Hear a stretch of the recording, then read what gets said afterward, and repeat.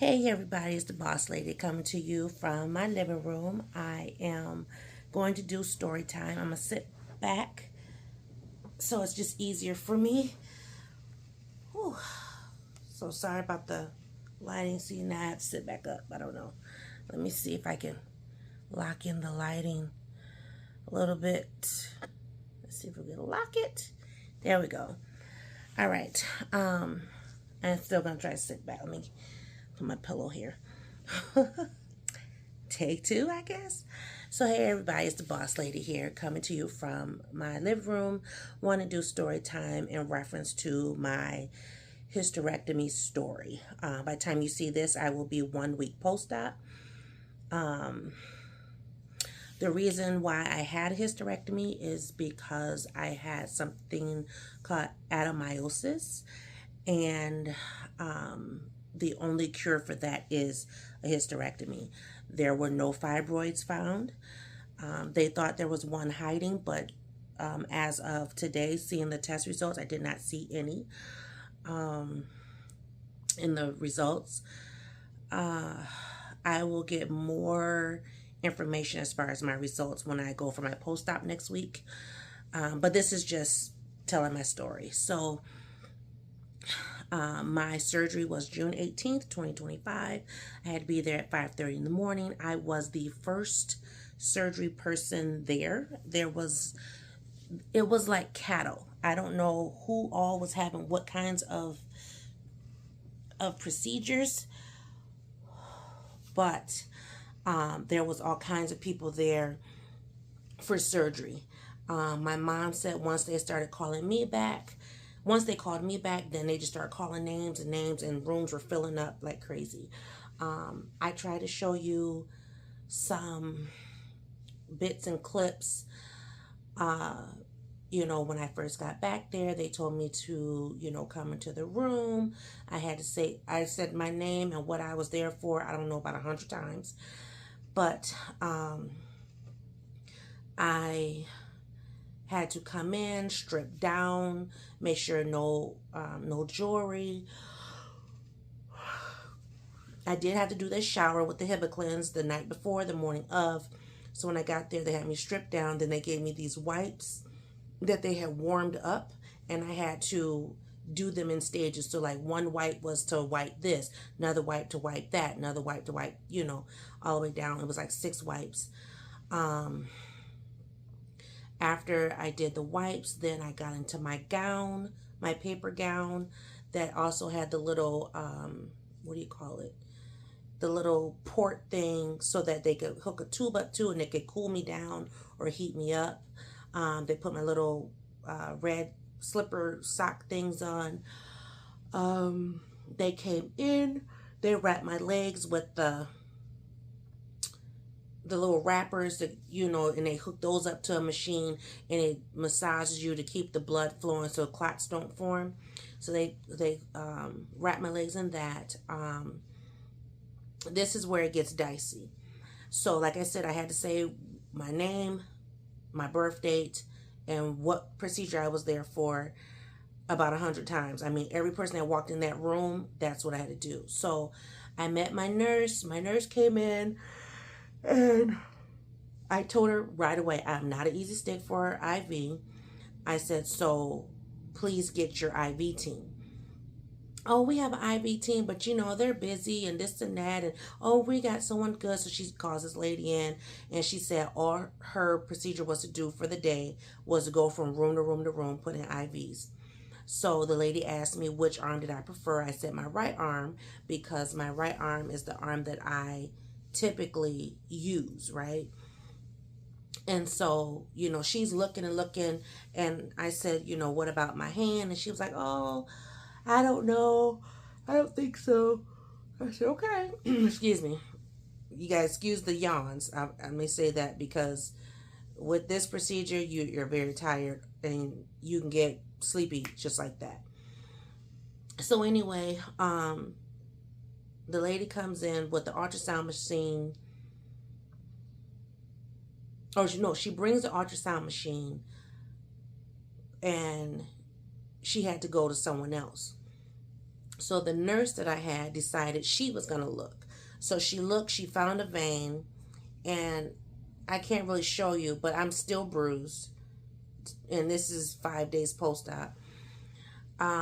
She, oh, I found a vein. Oh, it's going to be simple. Just give me a moment, blah, blah, blah. I said, okay. I'm going to give you a chance. So she goes to stick it. Oh, I got it. I got it. And I'm cussing.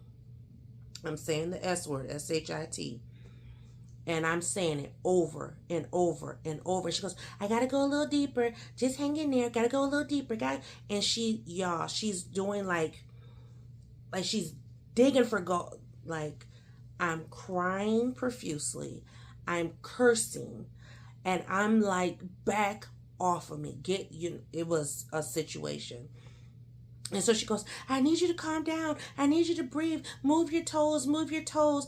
She was trying to get me to focus from my arm to my toes. So that way, but every time I was clenching up to the point where, yeah, my veins clamped down. So she was like, she had pulled it out and blood, I guess, was just like everywhere. She's wiping it off and whatever. Left the bloody towel on the bed. So then, and I was like, I need my mom. And she goes, well, we normally, and so then she, she ticked me off because she goes, well, we normally don't have the family come back until right before you go back for surgery. Once you get your IV and everything. And I was like, I need my mom now. Like, there is no, I need my mom. And then I told her, I said, and my kids are here and my kids cannot see me like this. And she goes, well, only one person can come back here at a time. I said, before I go into that surgery, let's be clear, I will not be going in without saying goodbye to my children. I said, so I don't care if they got to file in here one by one, but I need to see my mom right now. So then, I must have scared her because, I was cussing. Y'all, listen. So we need the mother of Sharon. We need the mother of Sharon. Only the mother. And my girls are looking like, what's going on? And I text my eldest saying, I need my mom. So she's on her way. So mom comes in there and I'm like, Mom, you got to help me with this. You got to tell them I'm not an easy stick, blah, blah, blah, blah. So I scared the nurse so bad that every time somebody else would come in the room, she's peeking in the room. So then the person came, he took blood, and the blood was no problem, right? But he had taken blood, I think before she tried it. I can't remember. Anyway, so another lady comes in, or no. Yeah, another lady comes in. Excuse me, the anesthesiologist. And normally, anesthesiologists can get it too. So she's checking. So she checked my hand. This hand, she said, oh, I can get it in this hand. So she started trying. And once again, I started like having, I don't know, anxiety, panic, whatever. And she said, I'm not going to go no further. She said, nope. She said, we're going to get someone who needs to, hold on 1 second. But so she said, I'm going to get someone else to come down and, it's going to be a minute, but blah, blah, blah. So then my surgeon comes and she's like, what's going on? Why are we delayed? And so they were like, we're having an issue getting the IV in. And she has called now for her mother. And so she was like, okay. So she comes in after the anesthesiologist was in there. And she was like, I tried, but I couldn't get it in. So we got to call for someone else. She was like, no problem. And I apologized to her, and so she went over the procedure again. At this point, my girls are in there because I wanted to be able to talk to them, and so they were in there. They were able to hear exactly what the procedure was, what mommy was going to go through, what my recovery was going to be like, blah, blah, blah. She asked them if they had any questions. She asked me if I had any questions. My mom, and I was just like, I just want to know about the pain management because please take care of me, bring me back to my children, and my mother, right? And so after my surgeon went out, my mom said, okay, she said, they about to kick us up out of here, so let's do a prayer. So we circled up in prayer, and as we prayed, the door opens, and it was someone else coming in, but when she saw us praying, she stepped back out. She allowed us our time. Mom did her thing with the prayer. You know, there wasn't a dry in the room. And then the girls and my mom went head on out.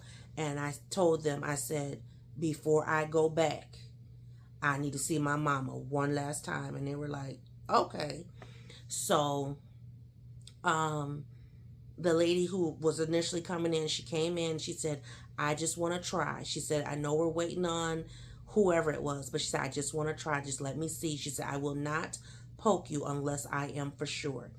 And I said, okay. And then another lady came in who was also going to be one of my surgery nurses. So we were talking, and that was the trick.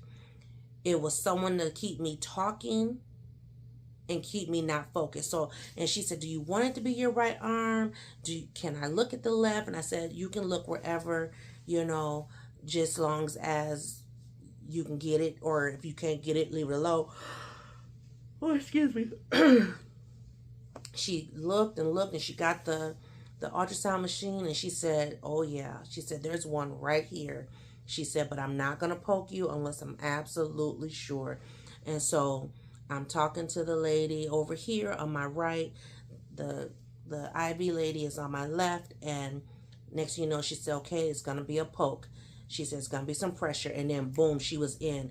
But the one thing that she did that I had requested, that I forgot to mention, I requested to be numbed. And the first initial nurse, who was just like your check-in nurse, she did not want to do, well, we don't do numbing medicine and da da da. What you mean? I ain't new to this. I'm true to this. I know. So she was like, you know, with the lady who did the IV, she said, with the numbing medicine, now it will be I will have to go a little deeper. She said, but I'll be able to get it. And I said, okay. So she gave me the shot of the lidocaine first. And then it was like, no sooner she gave me the shot of lidocaine, she was already going in with the IV. She got it in. Boom, bam, boom. I was all taped up. So this arm is the arm that the IV actually was in. It was up here. And I think in one of my videos, you saw my arm wrapped up. That was after they had taken the IV out. So this arm, like I said, this arm is bruised.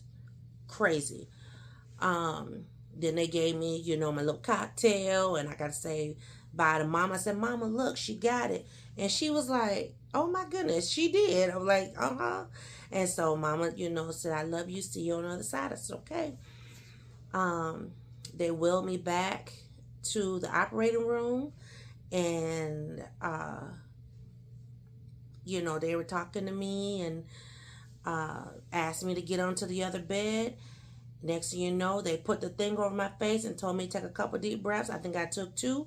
And when I woke up again, I was in recovery. When I got to recovery, that's where the other side of hell broke loose. So the first side was the IV. The second side was when I got to the first recovery. They woke me up, and all I could feel was pain. My whole right side was like infuriating in pain. And so they're, calm down your breathing, calm down your breathing. Then my oxygen was going low, my blood pressure was going high. What's your pain tolerance? I'm like, it hurts, it hurt. Oh my God, where's my mom? It hurts so bad. I need my mom. You can't see her yet. You gotta wait, you gotta wait. So initially they told my mom I would be in recovery 30 minutes to an hour. I believe I was in recovery 3 hours, at least 2 for sure, before I got to the second recovery. The second recovery is when I got to see my mom and see Miss Peanut. I had to finesse myself out of the first recovery. Like, yep, my pain is tolerable. Yep. I want to see my mom now. I'm awake. To the point where they said, you know, I think she's ready to go to the second recovery. Like, literally, I was faking it. I get to second recovery, and I'm in so much pain. And I didn't know that once I got to second recovery, I would go from being in a bed to being in a recliner. And I had to get up off the bed and get in the recliner. Like, who does that? So when I got up off the bed and they got me over to the recliner, I lost it. I was in so much pain. And not only that, but then I realized not only did I have an IV in this arm, I had an IV in this hand. Where'd that come from? They did that while I was under. At this point, you should have did both of them while I was under. I mean, let's just be clear. I did have a joke with the anesthesiologist. I said, please don't Michael Jackson me. And she said, the difference between you and Michael Jackson is you have a team of doctors and nurses watching you while you are on fentanyl, as opposed to, I think he was on propofol or something, and it wasn't being monitored or whatever. And also our victims of fentanyl overdosing, they're not being monitored. So I was like, okay, just make sure that you bring me back, right? Put me to sleep, but bring me back. So anyway, I kept, like screaming out for my mom. I need my mom. I need to see my daughter. I knew baby girl had already left, so I knew it was just Miss Peanut and my mom at that time. I asked for them several times. They kept saying, oh, we're going to get them, we're going to get them. And I was like, when? Like, I was getting indignant because I'm like, I'm in pain. I need to see my mama. So they finally went and got them. And I was like, Mom, I was laid back. Once I finally seen them coming in, I'm in so much pain. Oh my God. They kept saying, what's your pain tolerance? Hold on, y'all. Let me see. There we go. Kept saying, what's your pain tolerance? My phone keeps ringing as I'm recording. And I said, it's 10. It's beyond 10. Like, seriously, Mom, I can't do this.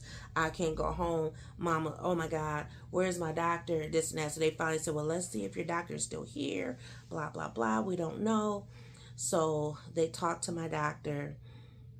They ended up putting me on oxygen, like right as I was in that second recovery. I was on oxygen in first recovery, and then they took me off, but had to put me back on oxygen in second recovery, because my oxygen levels just kept going down. Like, I wasn't tolerating well. And I know it was traumatizing for Miss Peanut and traumatizing for my mom, because like I was in pain and there was nothing neither one of them could do.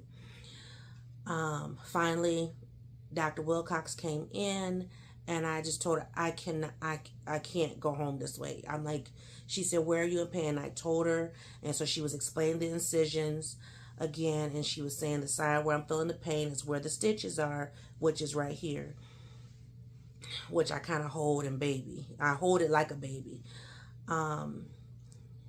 And so she said she was going to have me admitted, because I was like, I can't. And Mama said, yep. She said, please do.